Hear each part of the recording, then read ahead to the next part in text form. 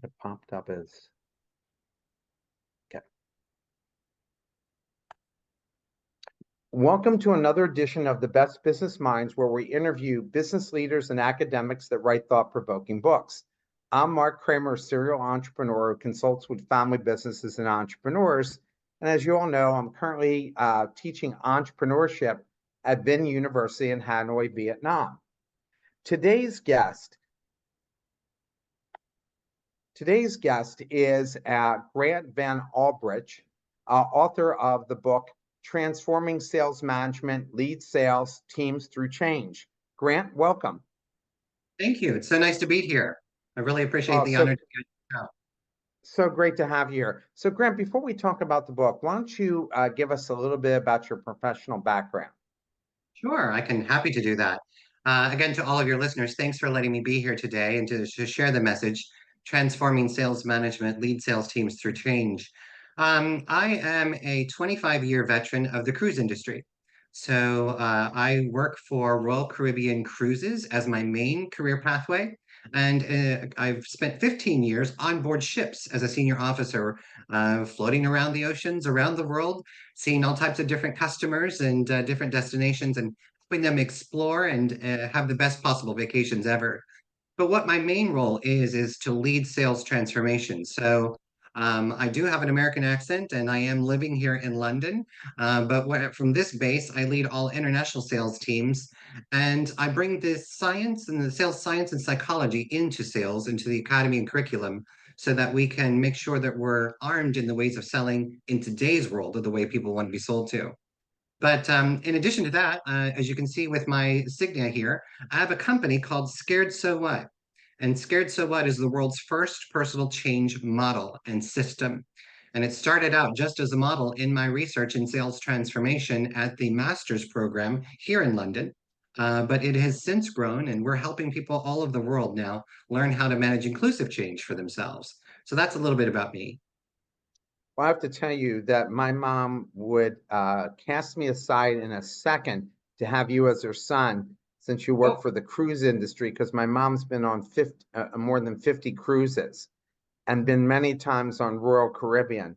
oh well, thank you. So, yeah, so my mom is an avid cruiser, and she'd say, "Oh my God, why didn't I get him as my son?"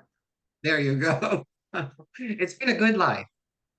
Wow, and I've been on a few cruises, enjoyed them as well. So, tell us about why you wrote this book. I'd be happy to. So, it's not something I ever thought that I would do, in working in the corporate life. But it just so happened in 2018, we saw that there needed to be a different way here at Royal Caribbean in leading sales. And we were coming out of, if you can look at all the different sales education that's out there, it was all surrounded around 1980s consultative sales, tips and tricks to manipulate the conversation, own the conversation, drive the conversation. And if you're in call centers, it was close. How do you close the sale? And close, close, close. And most times you had three chances that you had to close the consumer on the end of the phone. But we don't live there anymore. We don't live in that society. Life has moved on and people have moved on. The global pandemic has pushed us straight forward. So we all live a little bit differently, don't we? And in doing so, I did extensive work within Royal Caribbean to find out, well, what are we teaching our people? And how do we know that the content that we have is fresh and modern in today's world of selling? And I really couldn't find the right content and curriculum that would advance us to the future. So I went back to my supervisors and I said, I don't have anything. I've been all around the world, all throughout the different brands. And while we have thousands of trainings that focus on products, ships, and destinations, we have next to nothing to support how do you do your job as a sales professional, whether it be in frontline sales, inside sales, territory sales, key account management, whatever the function is. So we didn't have it. And my supervisor said, you know what? There is a brand new master's program in London, and it is the world's first master's in science for sales. I think you should go to it. So, talk about a change in my 40s. Oh my gosh, how can I go back to school? You want me to do a full time global sales job and university at night? Well, I did it. And so that's where it was born. In module 4 of the master's program, we had to learn about leading change and how do you get to lead global people through global change. And that's where it just didn't work for me. I learned all of the top change models in the world. And at the end of it, I raised my hand to my professor and I said, I'm sorry, I don't get this. And they said, what don't you get, Grant? And I said, can people accept change? Yes. Can people reject change? Yes. These models don't include that. They said, what? And we all went back. Mind you, I was the only one who asked a question out of my whole cohort. We all went back and looked at every model and we're like, you're right. They all are prescriptive, saying you may be shocked, you may be angry, you may resist the change, but eventually you will accept it. And I said, that's not true. I said, it's just not. So, where's the model for the individual? If I'm supposed to lead global sales, where's that model? And it didn't exist. So, my master's project became creating the world's first personal change model. How do we include the employee? How do we include the individual? So, if I'm going to write any type of a scientific curriculum to teach my salespeople how to sell today, I needed to get that piece first. Because if you think about the salesperson, man, they are caught between constant change. You have the company and the organization that constantly barrages with corporate KPIs and directives. Then you have today's modern customer that is ghosting, is in digital, doesn't answer emails, doesn't respond to phone calls, can't close deals. So you have this person whose sole life objective is to sell and to be successful with sales. And they're caught in the mix of it. That's personal change. How do I lead that? And that's where I went into the master's program and created that model. It just so happened that we went into this global pandemic. And for me, I was ecstatic. I was probably the only one on the planet that was happy because it was massive change, right? What a better place to test a global change model. And it worked. By the way, I bought stock in your company when the pandemic hit. When when the stock went So down did a I. lot for So Royal did I. Caribbean. Yeah. Yeah, I We were knew at eventually. 130 before pandemic, and then we went down to, I think, as low as $19. I think we Yeah, all I bought. think yeah, actually I think went maybe even a little lower, but yeah. So it turned out to be a really good thing for me. You also have a PhD, don't you? Yes, yes. And what is your PhD in? Well, funny enough, it's I'm the first doctor in sales transformation. So I continued onward from the master's in sales transformation and went straight into the PhD program. So how do I then? And the nice thing is I was able to continue my project and continue my model and all of the research that I was doing globally. But I had the support of my company. So we were literally using employees across the globe. And also we expanded it to our customers, our B2B customers, our travel agents were using it. So for me, the test case was so viable and so rich that I just continued it into the doctorate. So let's start with what's inside the book. In the chapter, in chapter one, you emphasize the importance of emotional intelligence and agility for salespeople in managing constant change. Can you provide specific examples of how these traits have influenced your personal experiences with change in a sales context? Yeah, absolutely. So there's a lot of work that needs to go into it beforehand within an organization before you start to actually support employees with personal change. And keep in mind, I want to back up for just a second. I want to ask you, Mark, and any of your listeners who are on here, and I want you to think about this question before you just jump to an answer. Ready? Have you ever been taught how to manage personal change for yourself? No. Oddly enough, that's the answer I get all over the world. My TED Talk, the same. It's no. And the truth of the matter is, we haven't been taught how to manage personal change. So when you talk about emotional intelligence and agility within sales cycles and sales processes, we have to recognize ourselves. How do we manage personal change? What is it, is what I often get. Because in nearly a century of change management, it's all been focused on the organization. And that's why we have such a huge array of change models that are focused on the organization. But likewise, as now I'm a pracademic, a practicing academic, you can cover and see the world nearly 3 times with literature that shows why organizational change management fails. And I've interviewed many of the leaders to find out, well, why is that? Why does it fail? And it fails because we don't include the individual. So this is where personal change management comes into play. And so, with inventing this model and testing it throughout with all of our people around the world, and even our customers as well too, it is the ability to recognize emotional intelligence and agility that people respond to change in different ways, and you need to give them the room to experience that. There's another token that's always been out there. This I call it kind of the toxic masculinity. I hate to say that or brand it, but it is that we're not supposed to recognize our feelings, and we sure don't talk about them. But let me ask you this: if you're a human being, do you have feelings? Of Yeah, course of you do. course. So that's your body and your mind's way of saying something's wrong. So if you could go to your friend, your mom, your dad, brother, sister, your employees, your supervisors, and if you have a change scenario, and the response you get is, don't worry about it. It'll be fine. It'll be okay. Just get on with it. You have to realize all you're doing is offering platitudes and they do nothing. Within 5 minutes of the person walking away, all of those emotional feelings and bodily reactions come right back, don't they? And you know this to be true because you experience it. So, rapid heartbeat, sweats, pain, stress, anxiety, it's your body saying, hey, do something. So, my methodology within emotional intelligence is to teach people how to recognize their feelings. And you do this through scared. And I'll tell you in a few moments about what the model actually is. But in hindsight, you have to have the intelligence enough to recognize that people do have feelings.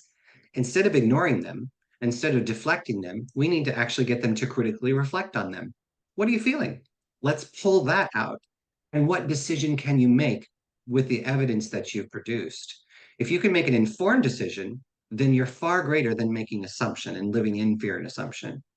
And so this is where I think leaders need to practice, agility, heighten their emotional intelligence skills to recognize that, wait a minute, part of leading is also requiring me to lead others and recognize that their feelings and their thoughts and processes are valid and they need to be valid because if I want the best company, the best organization I have, well, guess where I'm going to get that from? My people. Do you think all of that has changed because before, and I'm 63, you Mhm. worked for the local company, something you could walk to, drive to. And Yeah, then in the 90s, everything became competition nationally. Now it's international and people can work from anywhere. And yeah, now the stress is higher now than any time in history, right? So now you just can't tell somebody to suck it up because if yeah, you do, you're not showing enough interest in them personally. And now yeah. they're just saying, I'll just go to the organization that cares about me. So has that been a big game changer? Because especially with the internet and what happened with the pandemic, and now everybody uses Zoom, which we're using today. How much Yeah. has that influenced what you're doing now, and especially in terms of people embracing this? Well, it's hugely influential, and especially looking at the generations. You look at the millennial generation, organizations around the world are experiencing that right now. So my age, I'm not afraid to say I'm 53. So Uh-huh. but my age and above, we're kind of old school thinking, we'll still live a little bit in transactional. We'll dabble in transformational because it looks good and feels good, and we like to develop our people. But the younger generations are like, you know what? I live by my emotions. And if I don't like it, I'm not going to do it. And they're brave enough and smart enough to actually react to that. You look at the engagement scores of corporations across and organizations across the world today and ask the question of how long do you anticipate to stay at the organization? Used to be 5, 10, 15, 20 years. I'm 16 years. I'm one of the last dinosaurs, it feels like. But now the common answer is 1 year, 2 years. And why is that? Because I've spoken with many of them, they'll tell me, Grant, you stayed at that company for 16 years to get a 3% year over year increase every single year. I can leave in 5 minutes and get a 20% increase. So we're dealing with whole different dynamics. And this is where emotional intelligence, development of people, the leadership, transformational leadership skills have got to be heightened. You no longer have a choice. If you don't invest in the generation that is your current workforce, you're going to be left behind. Now, in Royal Caribbean, in the cruise line business, you have people from every culture around the world. How are Mhm. you dealing with that? Because I'm in Asia, and this is just starting to come into play, caring about people's feelings, admitting to your own feelings. Psychology is just starting to really taking baby steps here. People didn't even believe in psychologists. So, how do you deal with that when you're dealing with a global sales force? Well, I tell you, we have been so blessed. A few years ago, before I did this job, back in 20, I'm going to say 14, I had another role. I'm kind of known as a builder within our organization. And so I was asked to build the first office of diversity and inclusion in the cruise industry. And people thought, well, wait a minute, cruise industry, you're already diverse, aren't you? You have so many different people, on board the ships. Yes, but that doesn't make us truly diverse. There's a lot that has to come into play with that, into being a diverse and inclusive society.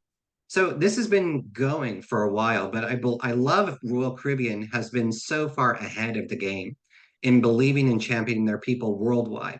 So from diversity and inclusion to where we are today with Scared So What and helping our people. The nice thing is that I get to test pilot this within Royal Caribbean, and my remit is global.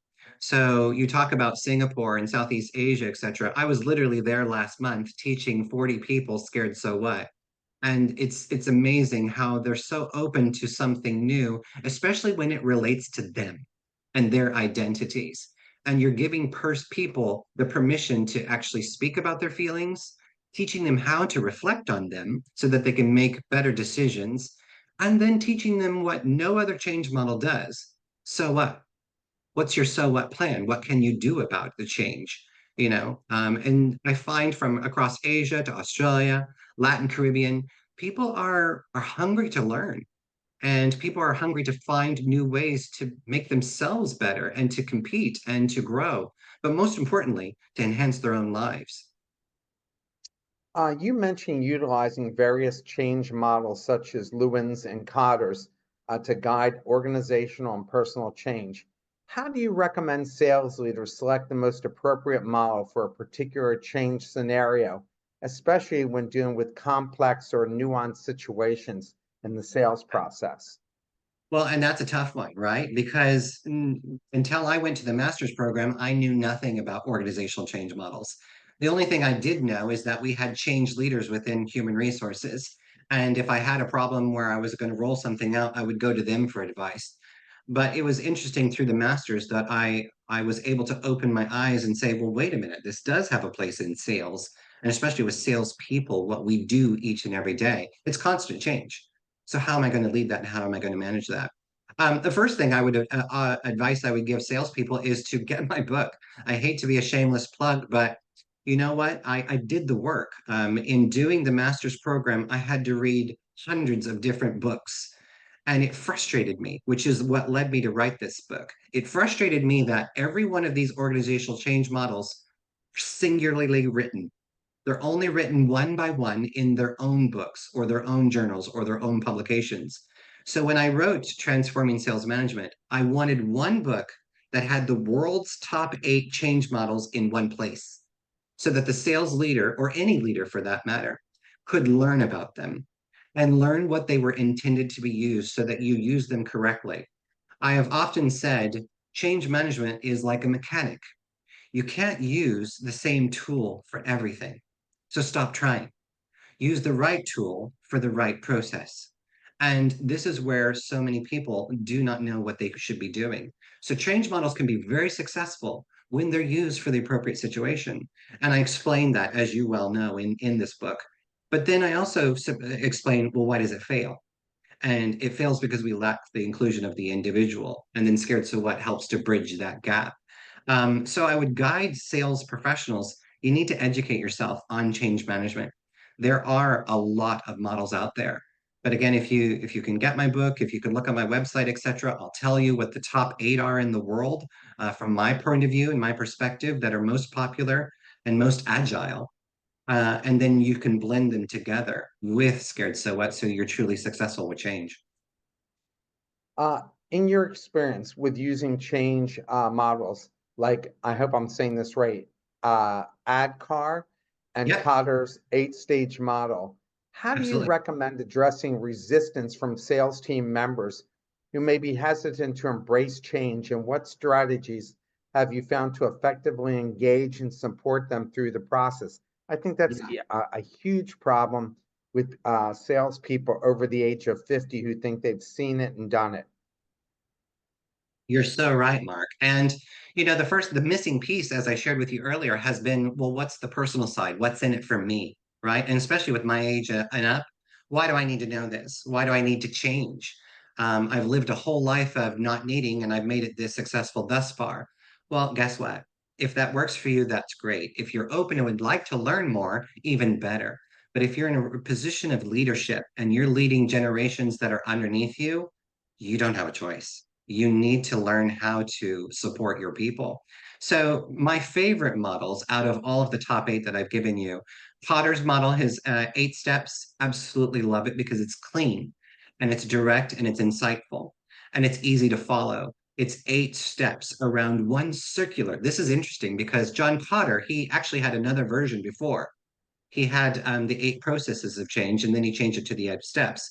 What he changed about the model itself was too many leaders within change management focus on too much. And we hear this all the time. Oh, I want to change the culture. Wait, hang on. What about the culture do you want to change? Because that's a loaded gun. What 96 different elements inside change the culture are you truly wanting to focus? And what Dr. Cotter said was the reason change management fails so much is because we don't focus on this. Focus on one. What element do you want to change? Then get that right, get that underway, and then move on to the next. So the 8 steps with John Cotter is phenomenal. ADKAR is by ProSci. Tim Creasy's ProSci, and I absolutely love it. And I want to go on the record because many people will say, "Grant, you're really disrupting change management," And I said, "Yeah, I am, but there's no competition. Scared So What is a personal change model. This is focusing on the individual and their understanding of change, their ability to process it and reflect, and then their own plan. Organizational change models should be used congruently together. So you use Scared So What first to get the individual, and then you come in and once everybody's on board and we know where everybody is, then we use ADKAR or Cotters to move the change through the organization because we're all together. I mean, how many times as a supervisor have you ever asked your employee, hey, Pablo, you're there. Do you like this change? Are you on board with this change? Can you support this change? You're laughing, Pablo, because nobody ever asked you that, right? Well, guess what? As a leader, you're leading in the blind. If you don't know where your employees are actioning, feeling, and responding, then guess what?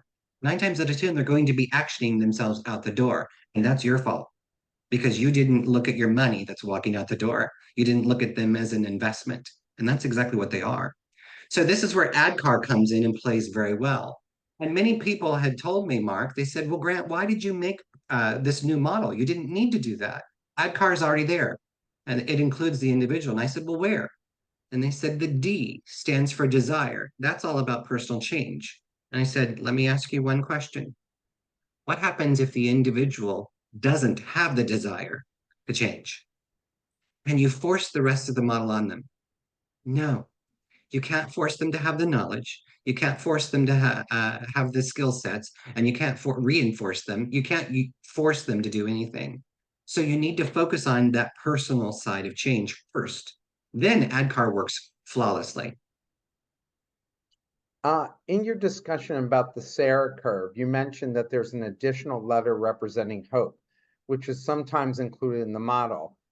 First, I need you to explain what the Sarah curve is, but can you elaborate on how you believe the inclusion of hope impacts the overall understanding of change management by individuals and organizations? Yes, absolutely. So the Sarah curve is often attributed back to Dr. Elizabeth Kubler-Ross. And she was the founding inspiration for me to make Scared So What. I tell you why. So she's no longer with us, But I was able, through my master's program, to reach out to her son, Ken Ross, who is her survivor, along with his sister. They run her foundation. She was the main doctor who did global research on patients experiencing death and or dying. And she made the 5 stages of grief change curve. Okay. Now, she was looking at people who were experiencing death and going to die.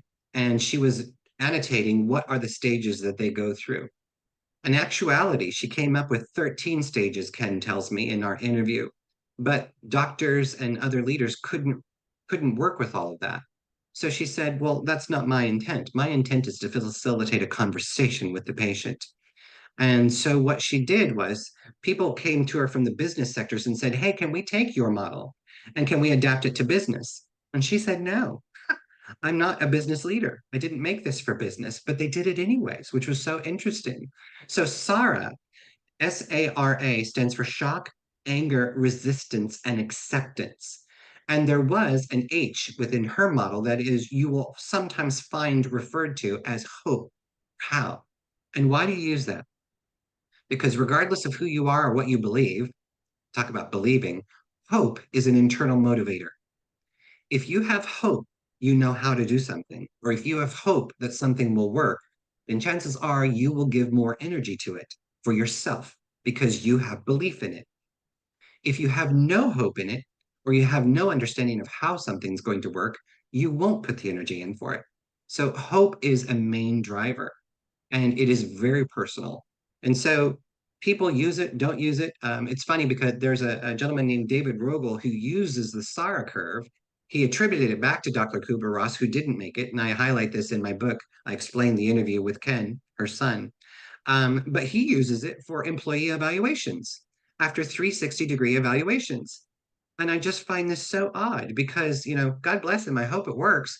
But can you imagine if an employee got a promotion, got promoted, got a good job? Because positive change is something that we have to experience as well too. Still gives your body the same reactions.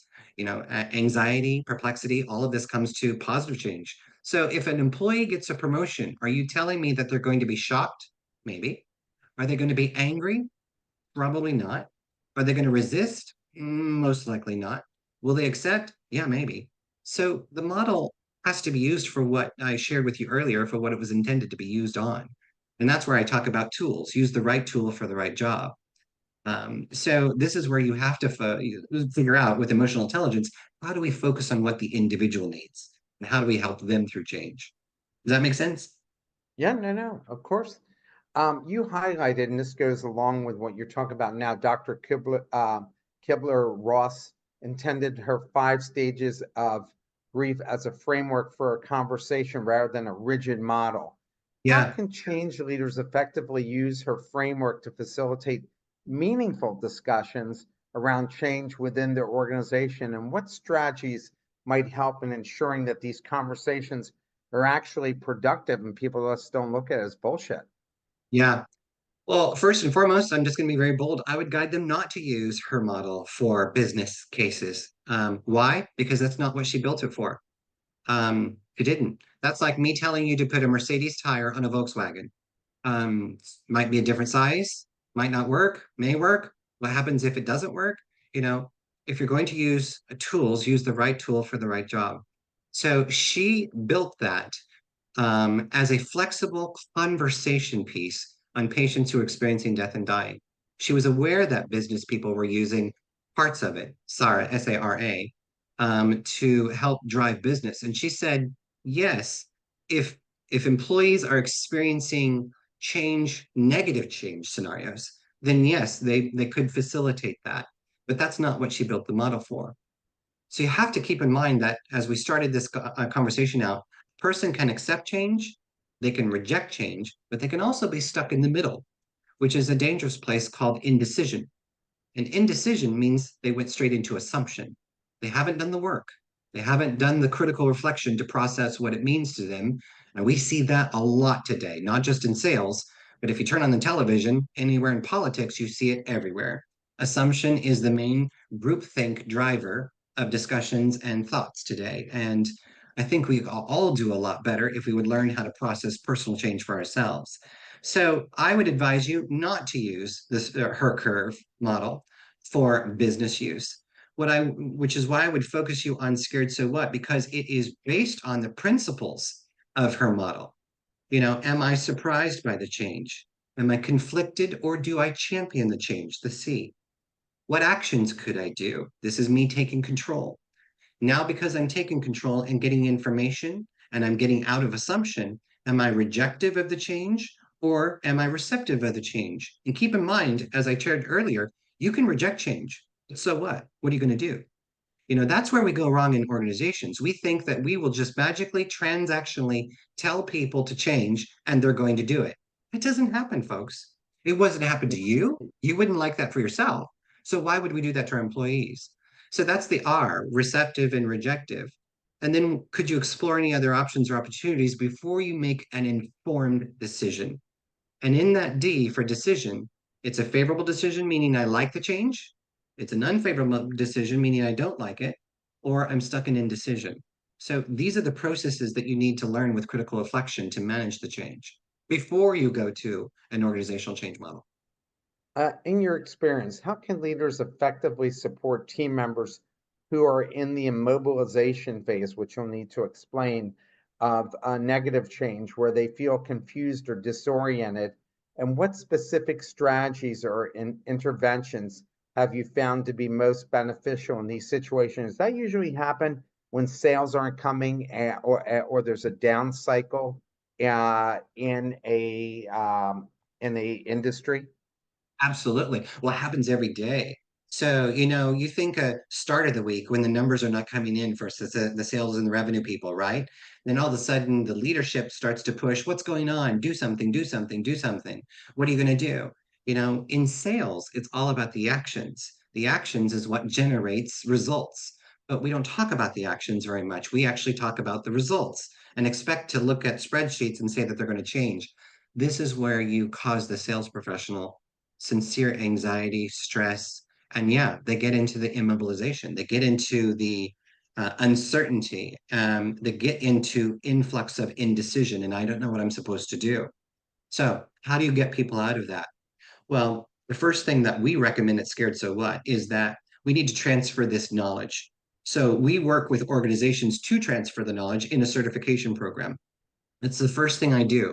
I don't give out our app or our tools or anything to any organization unless I know that they understand Scared So What and how to support their people with it first. That's the first step. And how you do that is through coaching and through coaching and guidance of support. And coaching, what many people don't realize about it is it's the transfer of ownership. So coaching is not telling, it is not advice, it is not mentoring. It is nothing about you as the leader or supervisor. All you are is a facilitator of questions. And in transferring those questions over to the individual, you now start to give them control. And they come up with the ideas and ideation so that they can own it. Well, we can use Scared So What as that model, that coaching model as well, too. So if the person is stuck in that indecision, I can straight out ask them, hey, Mark, are you surprised by this change? Are you conflicted by it or do you champion it? Well, what actions could you do? From there, I can continue on. Well, what decision have you made? Right. So that's how we should be supporting people so that we don't just ignore the change they're going through or ignore their feelings. We're actually acting on it and facilitating that ownership for them. How has sales changed since you entered the sales field? I mean, it seems to me that with sales, that there's so much competition in the world, and that salespeople just can't persuade people anymore because people have so much information at their fingertips. That what's the role of the salesperson in terms of hoping to close the sale? Yeah, well, two words there that are actually ancient taboo now: persuade people and close. That is coming. That language and lingua comes directly from the 1980s consultative sales tips and tricks and processes that was Right. shoved down all of our throats for years and years. And many organizations around the world still do that today. I still come across leaders that are doing that. You've got to just read the script. You just got to do this, this, and this. You have to tell them, tell the customer what they're supposed to do. And I thought, you know what? I don't ever want to work for you. I don't want to work with you, and I will never buy from you. The key to success here is transforming your knowledge about sales and about today's modern customer and consumer. We talked about this a little bit in the book, how we are living in an adhocracy and slash emocracy. And an democracy is emotionally driven, and emotional sales buying conclusions. And the adhocracy means that the salesperson has to embrace agility. You have to be ad hoc and in on the moment. And how do you do that? Through relationship building. And we've talked about that over the years, and many companies have said, oh, we foster relationships. Really? But then you go for the close. You go for the product dump and you close, close, close. So you don't really practice what you preach. So you don't need to persuade people to do anything. If people are calling you, or if they're on your website, or if they're searching your information, or if they've asked you to call them, you need to relate with them as if you are a colleague or a friend. They want to just talk with people. And remember, within the democracy, the consumer has nearly more information at their fingertips than possibly you do about your products and services, because they also have access to countless thousands of different reviews and different viewpoints. You have one singular view of your product and services. So you really have to transform the way you sell today. It has to be through relationship building, and it has to be through how do I honest, authentic processes to say, how do I sell to you what you want and what you need. And if I don't have it, then guess what? Let me help you find where you can get it. Because hopefully you'll remember my great service. And when you do need me, when the time is right, you'll come back or you'll recommend me to someone else. Is the word sale a bad word to use now? Because just listening to you now, you're basically telling people to be advisors and consultants, right? Whatever the person is, when their potential client needs something, you're basically saying, I want you to just listen to what they want and now try to give them the best possible guidance based on you being more knowledgeable than them. Does that sound right? In a nutshell, yes, but sales is not a bad word. Actually, what we're trying to do with the Sales Academy, with the Sales Masters programs, we now have over here in England, and I believe in America, they have started these programs as well too. And I'm so happy because sales is one of the oldest institutions, but it's never had a mastery or a true bespoke pathway to say, this is how you do this in your profession. And that's exactly what it is. Sales is a profession, but it's going to take generations before we can transition our sales away from the used car salesman, the any tactics, the now you see it in social media. You've got to do this. Let me get you 62 ready to buy clients. It's all bull. It's just not right. So you've got to transform into the profession, and there is a science to it. There is a sales funnel. There's a process of what you do before, what you do during, what you do after. There's relating, there's listening, there's all the different uses of the new modern tools and techniques. AI is coming in. What a huge disruptor. So it is not just a mom and pop and a used car salesman process anymore. It is an actual career profession. So, how is AI being used now in sales, and what impact do you think AI is going to have in the future? I think it's going to be, massive in the future, and the future is today. We're already behind. So AI is here, whether you like it or not. There has been so much discord about can you trust it? Well, look what's happened within universities as well too. They go through growing pains, and they've had to reinvest to say, well, how do we not use this for writing your thesis, because that's not doing the work. That's fake. And they put checks and balances in place, and it's going to continue to evolve. I don't see it going anywhere other than to full embedding. And organizations are standing behind, and organizations are looking, while other organizations are taking leaps of faith to go in it and using it. But in the sales environment, there's a lot of ways we've been using artificial intelligence for years. Look at bots, look at chatbots, look at different types of supports within Salesforce. Salesforce has been adopting portions of AI into their main platforms as they continue to support CRMs for organizations. So there's elements that have been slowly introduced to us. It's just about how do we learn that we can use AI in a favorable fashion?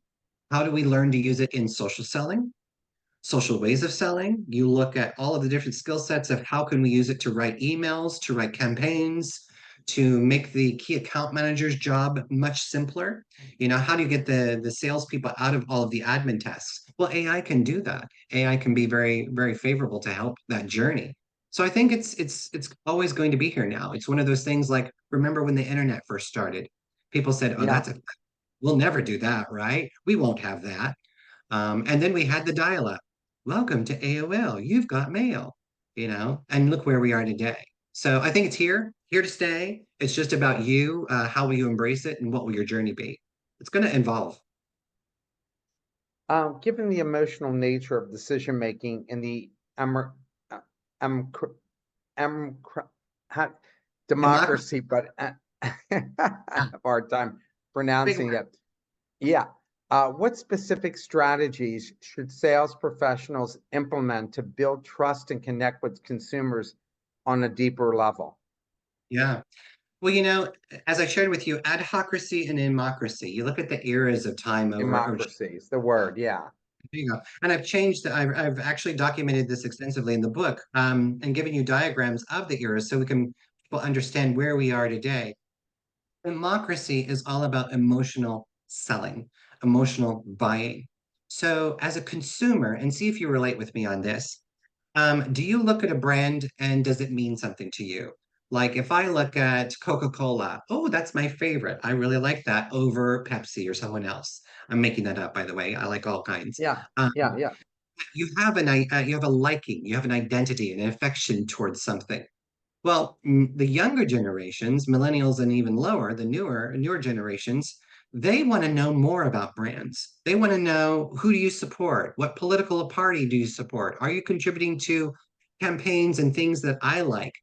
Do you champion LGBTQ? Do you champion women? Those types of things. So they look beyond the products and services that you have. This is emotional buying, emotional intelligence, emotional selling. So the decisions are no longer made on, is that practical? Yes or no? Can I get it for $5 cheaper? Yes or no?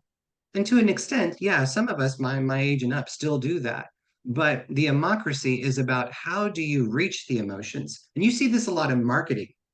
A lot of the marketing campaigns today are about making the emotional appeal, the emotional impact, diversity and inclusion elements, ESG elements being brought into it. Why do we do that? Because we need to emote to the individual, to our consumer who we're trying to reach to. Does that make Uh, sense? yeah. Yeah. Absolutely. In developing a scared so what model, how did you ensure that it effectively addresses the diverse emotional responses of individuals to change, particularly in high pressure sales environment where rejection and targets play significant roles in the salesperson's daily experience? Yeah. It's interesting. When I first started out, it was almost a rebellion against organizational change models. And I say almost because I couldn't see myself leading that way. I couldn't see myself leading in a prescribed manner, which is why I built it. So I built it purposely for my sales team so that I could A, pass the course, and B, support my local sales team. But I didn't realize that when I was building it and when we were doing the testing phase, my employees are all over the world. So Europe, Middle East, and Africa, all the way to Russia, to Asia Pacific, China, Australia, New Zealand, Lakar, everywhere. So how do I support them? So I was rolling this out, and then the global pandemic came. And in the pandemic, I don't know if you followed the cruise industry. You did, Mark, I because you did invested. because I invested. We went from billions and billions of dollars in revenues to zero. And we didn't get bailed out. So, unlike an airline or a hotel chain, we got nothing. So, we had to take care of ourselves. So, we had to shut down and literally go down to skeleton crews around the world. Well, how do you support the teams in that transition? That's where human resources came and said, Grant, you're doing this master's, you're doing this scared, so what? Can you come teach our people this? And I said, yes, because it's real research. And if you think I can help them. Well, what happened was cross cultures, cross ages, sexual identities, gender, etc. We were teaching people the same mechanism about personal change. Scared, so what? Scared recognizes you and gives you the ability to process your feelings and make an informed decision about it. So what helps you to make your own action plan bespoke to you so that you can take ownership of your plan. Scared, so what together. And what we found was it worked regardless of culture. As long as you could understand English, which all of our employees did, and even some of them broken English at that, they still got it. They still understood the principle behind it because they had never been taught how to manage personal change. So when you ask, how did I ensure that this went across cultures, everything, it was by happenstance, to be honest with you.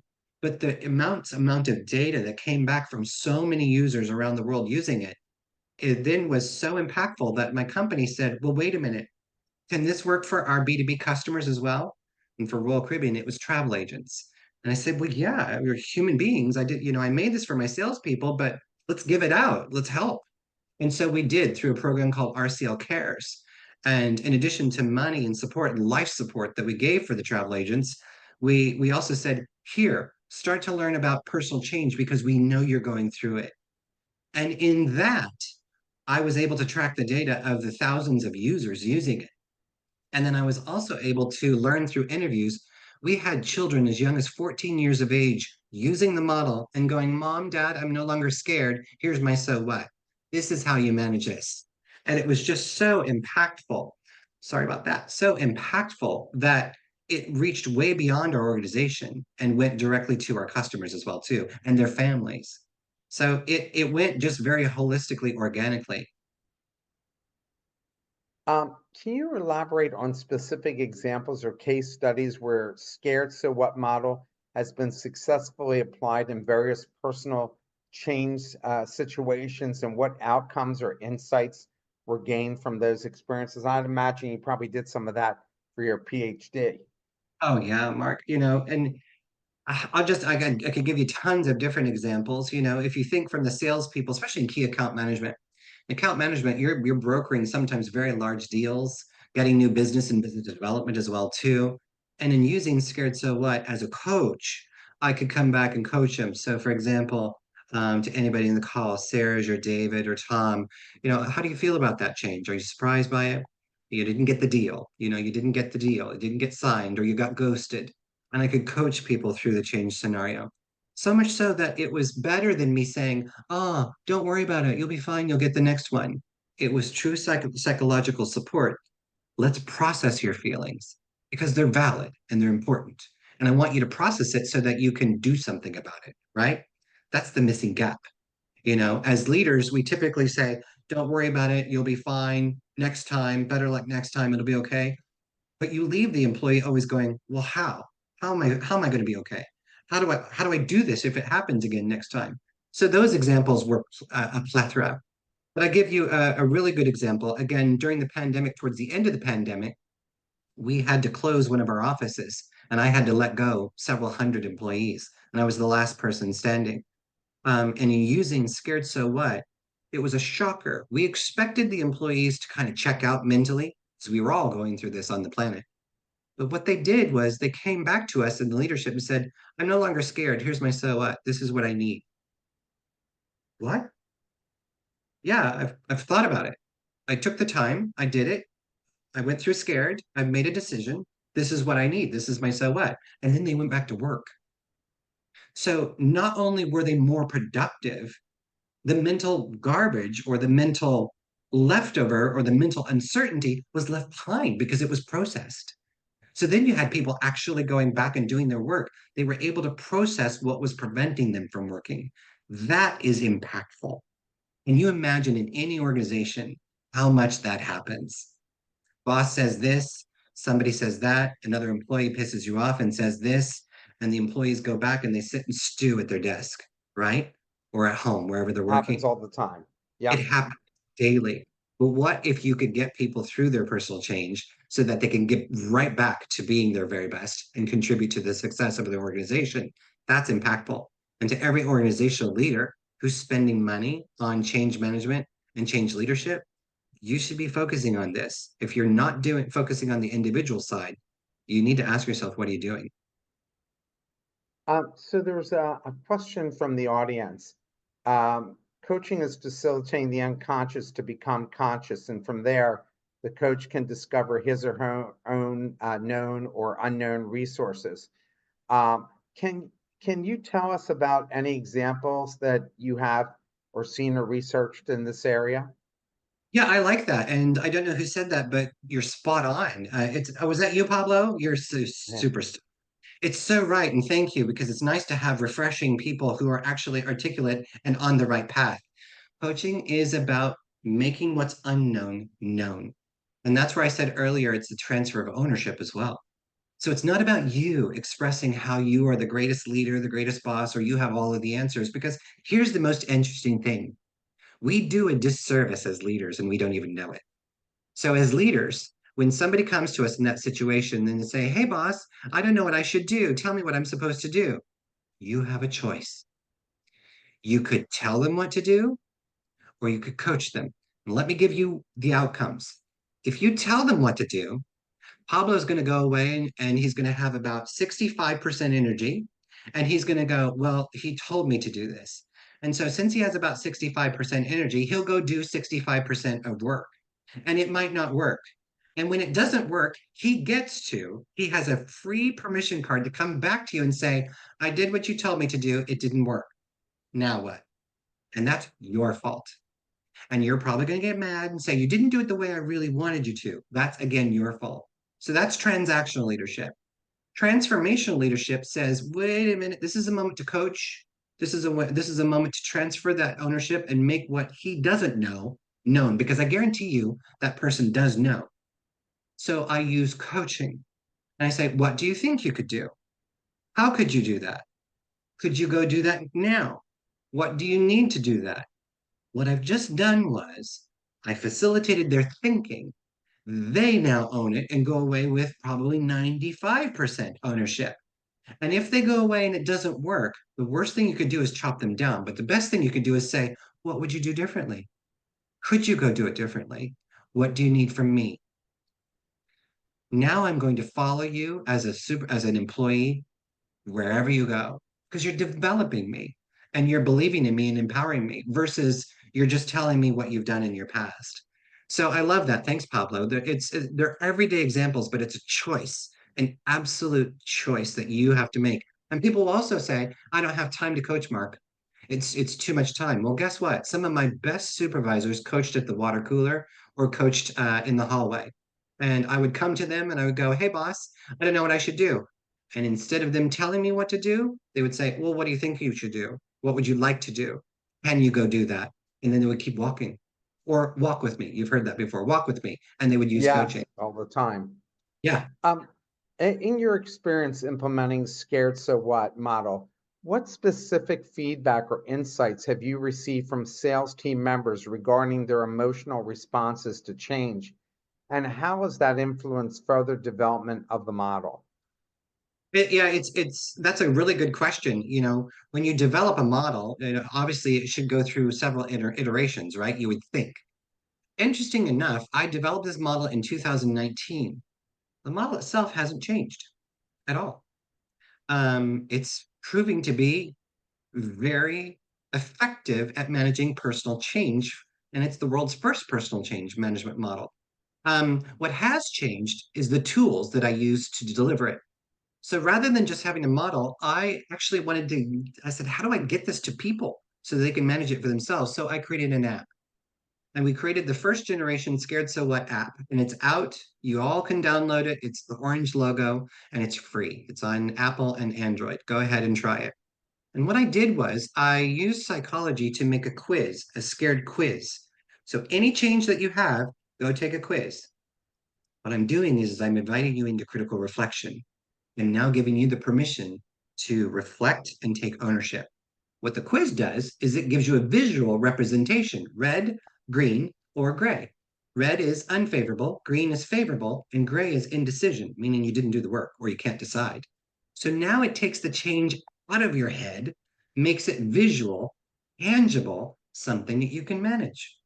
And from there, I can share it with a friend. I can start to talk. It comes concrete, it becomes real.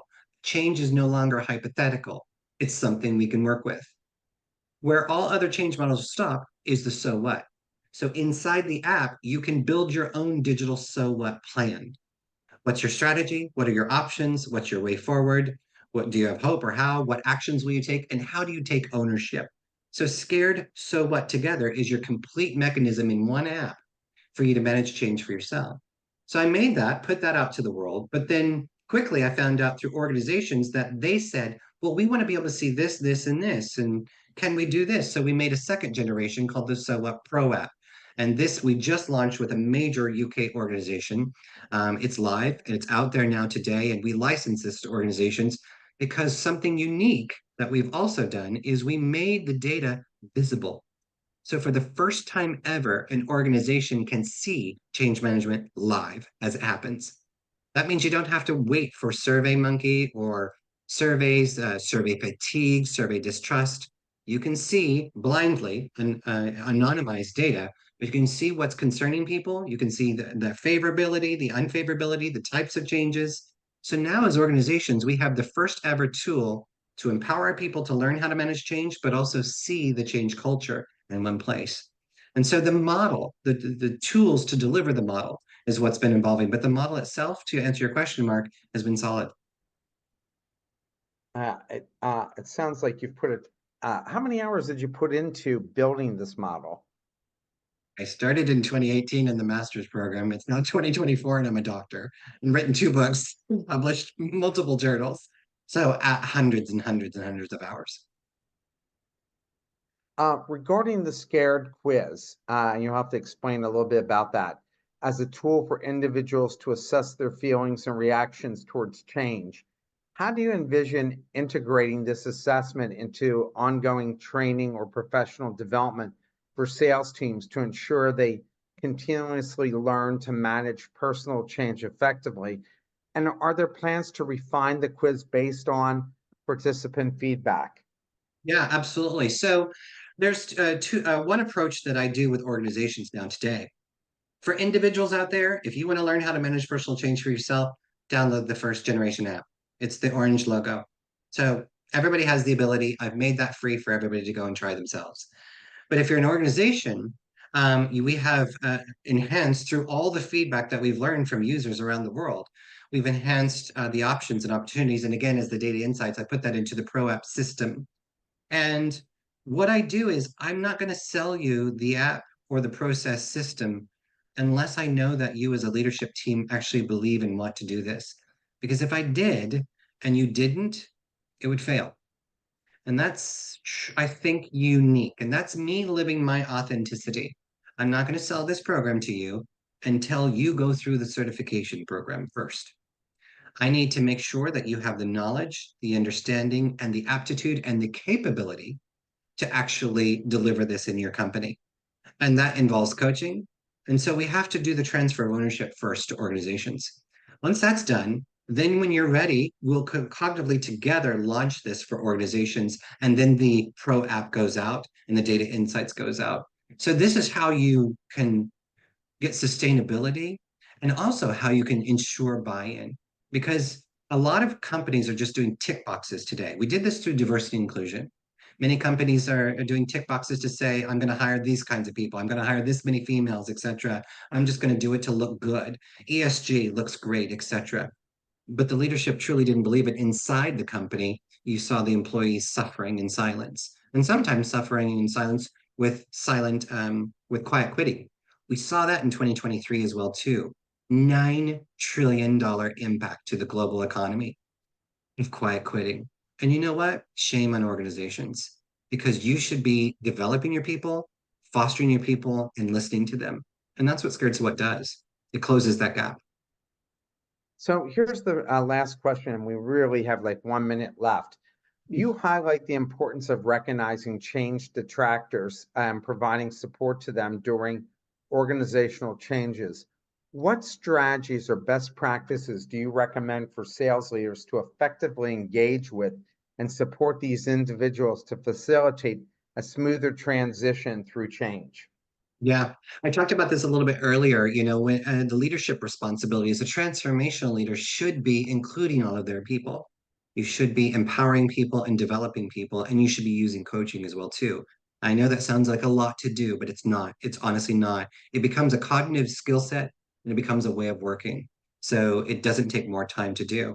But how do you embrace the change detractors? Pablo, I love team coaching. Absolutely. If we teach everybody scared so what, now we're all on the same page. We're leading inclusively, inclusive change management. But when I talk about the detractors, people that are rejecting change, there's a myth that says people automatically reject change. Well, that's not true. How can you reject something you've never been taught how to manage? Think about that, right? So for a change detractors, you should be engaging them. That's why you use Scared So What for everyone. Here's the new incentive program we're going to launch. Take a scared quiz. How does everybody feel? Start to build your so what plans. How does everybody feel? What do you think we can do together? Now you're doing it inclusively. You will then know because you saw the quizzes, you will know who's rejecting the change. And as a coach, you should be then finding out what information are they needing. Because just because they reject it doesn't mean it's going the final result. It might mean that they don't have all the information. Remember, personal change is about perception, theirs, not yours. So change detractors, I don't look at them as a problem. I look at them as an opportunity and say, it's my responsibility to go help them, to help them with what they need. And you know what? They can reject change. And maybe this is not for them. But still, as a supervisor, I'm responsible for them. And even if it's to help them find a new job elsewhere, I'm responsible for them. And I think that's where we need to take this. How do you be truly responsible for your employees and help them to be the best they can possibly be? I have to say, the hour went way too fast. I think we all probably could have spent a few hours with you. And I wish you Oh, the best that of went luck so with this quick. book. It was so well done, and your explanation for everything was perfect. So, thank you again for taking the time to speak with us. Mark, thank you so much. And I do encourage everybody, please connect with me on LinkedIn, Dr. Grant Van Ulbrich. And if you're curious, go to scaredsowhat.com, get the app for free, try that first, and let's talk and let's change the world together. Awesome. Thank you so much. Thank you.